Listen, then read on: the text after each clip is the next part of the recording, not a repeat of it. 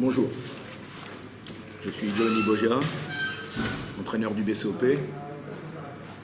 J'ai 58 ans, j'ai disputé une cinquantaine de combats amateurs. Mon dernier combat en mai 88 avec mon copain Jean-Christophe Vitu. C'est un très bon entraîneur du département de l'Oise. En juin 88, un mois après, mon professeur a fait un infarctus. Il a dû stopper l'entraînement. En septembre, j'ai dû commencer à entraîner mes copains à 26 ans. J'ai passé le brevet d'État aussitôt et je l'ai eu en 88. Et ensuite, j'ai entraîné comme bénévole tous les soirs, après le travail, quoi. Et en 2004, j'avais 42 ans. Je venais de passer 16 ans chez Chanel. Et j'avais pensé que les choses pouvaient toujours être différentes. Je connaissais des profs de judo, ils gagnaient tous très bien leur vie, 2 SMIC, 3 SMIC. Et je me suis dit que j'allais le faire. Donc j'ai démissionné de mon poste chez Chanel en octobre 2004. Et là, pendant 1 an et demi, j'ai activé tous les mécanismes de soutien à la création d'emplois, départementaux, régionaux, nationaux. Et j'ai créé mon emploi au 1er octobre 2006. Ça fait 14 ans que je suis salarié à plein temps. Je sais qu'en France, on n'aime pas parler de salaire, mais je suis pas au SMIC. Voilà. Depuis, je peux être à la salle 8-10 heures par jour si j'ai envie, mais c'est pas pire qu'avant, parce qu'avant je faisais ma journée et après je passais 3 heures à la salle, donc ça revient, c'est même mieux. Lorsque j'ai fait ça, j'ai augmenté le nombre de séances d'entraînement. Le nombre d'adhérents a vite augmenté. J'ai été obligé de créer un autre poste. J'avais un petit à la salle, Hakim, qui avait commencé tout petit, et il est devenu éducateur sportif il y a 11 ans déjà maintenant. Il a 35 ans. On a encore eu plus d'adhérents. En étant à 2, on a fait beaucoup de choses. Et on a embauché carrément Yvan Mendy depuis 10 ans. Donc il a 35 ans, il avait 25 ans. Il a passé son brevet d'État aussi, Yvan. Et maintenant, il peut s'entraîner 2 fois par jour. Mais en même temps, il fait son boulot d'éducateur. Il va à la prison, il fait les andis, il fait le quartier politique de la ville. En tout cas, sa reconversion est déjà assurée. Parce que ça, c'est aussi un problème pour certains boxeurs pros. De tout sacrifier pour la boxe et à la fin de plus rien avoir. Ensuite, on a aussi 2 temps partiels qui viennent faire des activités. Et il y a 1 an et demi, en février 2019, on a fait un contrat à mi-temps à un boxeur pro, à Daniel Blenda dos Santos, qui démarre, qui a 10 combats pro, et qui peut s'entraîner correctement. Alors vous vous dites pourquoi il me raconte tout ça, ce monsieur? Parce qu'on ne se connaît pas tous. Parce qu'il y a des personnes de valeur dans le sport, dans notre sport. Il y a vraiment des gens bien. Il y a vraiment des entraîneurs qui ont vraiment des grandes compétences, qui ont travaillé toute leur vie, même des fois dans des boulots de merde, avec des payes de merde, alors qu'ils valent vraiment beaucoup mieux que ça. Ils auraient pu être entraîneurs professionnels. Alors je voudrais rendre un hommage, un seul, à monsieur Gaëtan Mikalev, qui est une figure représentative. Moi j'ai appelé mon fils Gaëtan aussi, en son honneur. Et c'est vrai que je suis assez ému quand je parle de lui.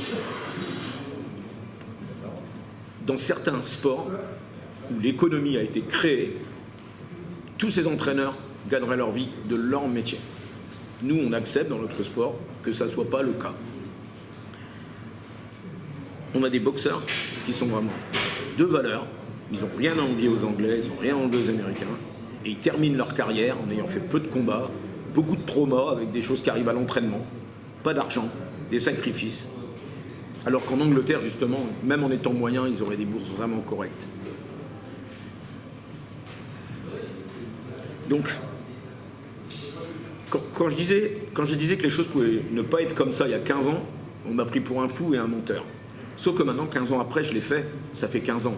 Là, vous êtes dans une salle de 650 mètres carrés, le maire vient d'annoncer la construction de 2 fois cette surface. 2 fois cette surface. Comment on obtient ça? En étant honnête, en travaillant beaucoup et en faisant des vrais projets, et en travaillant main dans la main avec les collectivités. C'est-à-dire, on fait des choses pour le département, pour la région, pour la justice. Parce qu'on travaille, on aide à la réinsertion dans les prisons. On va dans les quartiers politiques de la ville. Maintenant, on va dans les écoles. Nous, on est dans un collège, 2 écoles primaires et même une école maternelle où les gosses sont un peu livrés eux-mêmes dans un quartier, entre guillemets, sensible, avec des gosses qui ont vraiment pas de chance, quoi. Et on ne va pas attendre que ça devienne des délinquants, alors que c'est des gosses au départ pas beaucoup de chance. Donc, pourquoi il y a si peu d'entraîneurs et de boxeurs salariés? Pourquoi? Parce que déjà, c'est pas une politique fédérale. Pour être clair, la fédération organise les formations, c'est sa responsabilité, mais ensuite elle n'intervient plus dans la création d'emplois. C'est pas une politique fédérale. Donc, par exemple, la FFB ne recense pas le nombre de salariés comme moi de leur club, de savoir combien de boxeurs pros sont salariés de leur club. Il n'y a pas d'interlocuteur dédié au point de vue national, départemental ou régional pour dire voilà, je veux créer un emploi éducateur, est-ce que vous pouvez me venir en aide, me donner des renseignements? Il faut savoir que dans chaque département, chaque région, il y a des dispositifs de soutien à l'emploi.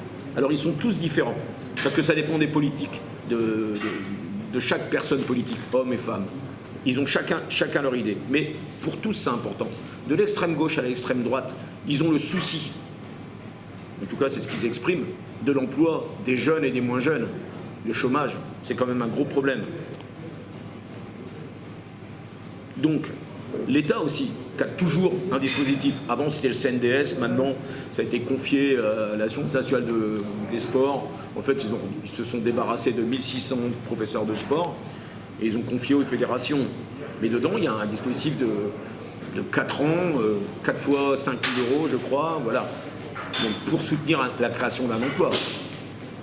Là, pendant le Covid, nous, on a reçu 2 fois 6 000 € sur 2 ans, 6 000 et 6 000 pour soutenir un de nos emplois aidés, celui d'Hakim Larivi, où là, il a été décidé par l'État de rallonger de 12 000 €. C'est quand même important. Voilà. Donc, je dis que pour les clubs ambitieux, ceux qui ont de l'ambition, le premier objectif doit être de se professionnaliser en créant un poste d'entraîneur en CDI à plein temps. Qu'est-ce que ça va faire? Quand vous aurez cet entraîneur à plein temps, il pourra augmenter la plage d'ouverture de la salle, il pourra augmenter le nombre de sessions d'entraînement, faire des sessions pour les 6-8 ans, les 8-10 ans, faire des sessions pour les handicapés, etc. Il y aura plus de licenciés, donc plus de cotisations. Aussi, l'entraîneur, s'il travaille à plein temps, il aura du temps pour faire les dossiers de subvention. Il y a beaucoup de choses qui sont prévues et des dossiers qui ne sont pas déposés. L'entraîneur pourra aussi être mis à disposition des écoles. Là, la ministre, encore il y a quelques jours, qui a dit qu'elle voulait plus de sport à l'école. Et ça, c'est le rôle des éducateurs. Nous, en plus, on est spécialistes de la discipline. Chacun d'entre nous, on a toujours adoré notre entraîneur. On n'a jamais répondu. On le respecte plus que tout. Et on apprend le respect chez les jeunes. Et nous, quand on va dans une école, ça se sent. Pourtant, on ne crie pas dessus. Mais on sait ce que c'est le respect. Le respect va dans les deux sens avec les jeunes. Le club pourra conventionner avec des structures pour les personnes en situation de handicap, physique ou mental. L'entraîneur pourra s'occuper de ça aussi, c'est aussi des rentrées financières. Et après, le club pourra également conventionner avec la direction régionale de la justice pour l'activité carcérale qui est très demandée. Si c'est bien fait, on base tout sur l'éducatif, avec des gens qui ont des projets de réinsertion, c'est des gens qui ont besoin d'aide pour être réinsérés. Ils ont besoin d'aide. Et quand ils sortent, s'ils ne récidivent pas, bah, ça fait des victimes en moins. On n'aide pas que la personne qu'on réinsère, on aide aussi les potentielles victimes. Donc toutes ces actions permettent d'avoir un entraîneur à plein temps. Donc, je dis toujours, une question, est-ce que la fédération doit partager cet objectif ou pas? C'est pas à moi de le dire. Est-ce qu'une fédération doit-elle assister les clubs pour qu'ils créent des emplois? Donc bientôt il y aura une élection. Tous les 4 ans il y a une élection fédérale. Ça dure 4 ans. Donc il y en a certains qui vont se désintéresser complètement du sujet de l'emploi. C'est leur droit. On a le droit de ne pas aller voter, on a le droit de ne pas s'intéresser. Seulement, moi, ceux qui me connaissent, je raconte toujours les mêmes idioties. Et là je fais une vidéo carrément, c'est comme un testament pour moi. Mais les mêmes qui ne s'intéressent pas, après ils vont se lamenter. Ouais, pendant le Covid, j'ai pas travaillé, j'ai pas d'argent, ah, mon club, j'arrive pas à organiser, ah là là. Non. Occupez-vous des choses. Ou alors, bon bah voilà. Alors, je n'ai pas à dire à des dirigeants fédéraux qui ont été élus démocratiquement ce qu'ils doivent faire ou pas faire. Parce que je ne partage pas leur objectif. Mais eux, ils n'ont pas menti sur leur programme, ils ont décidé ça. Donc ils ont priorisé, ils ont leurs priorités. Moi, je ne les partage pas. Donc je vais militer pour la prochaine élection. Je vais me rallier, pas contre des personnes, ni pour des personnes, mais pour le contenu des programmes.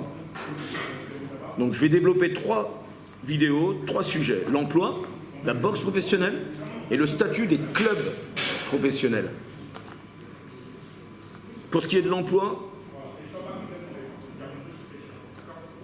il y a une chose qui doit déjà être faite au plus tôt, c'est compter combien d'entraîneurs et boxeurs sont salariés CDI dans leur club. Parce qu'aujourd'hui, on ne le sait pas. Combien ont ce statut-là? Ensuite, moi, je soutiendrai le projet qui dira, voilà, ce chiffre-là, on veut l'améliorer.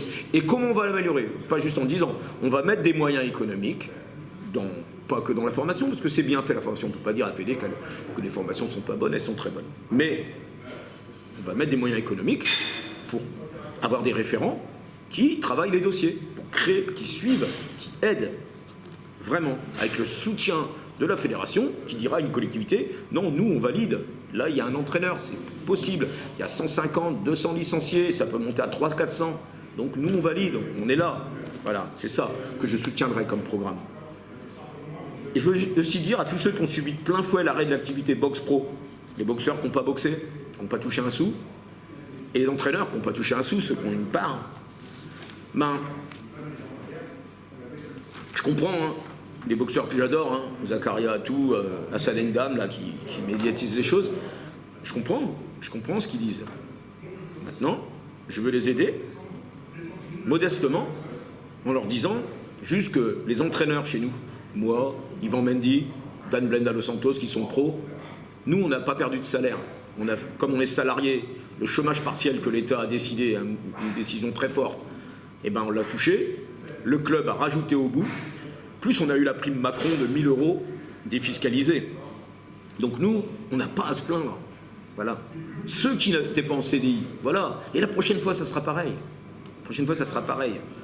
Donc, j'en ai fini pour ce sujet-là.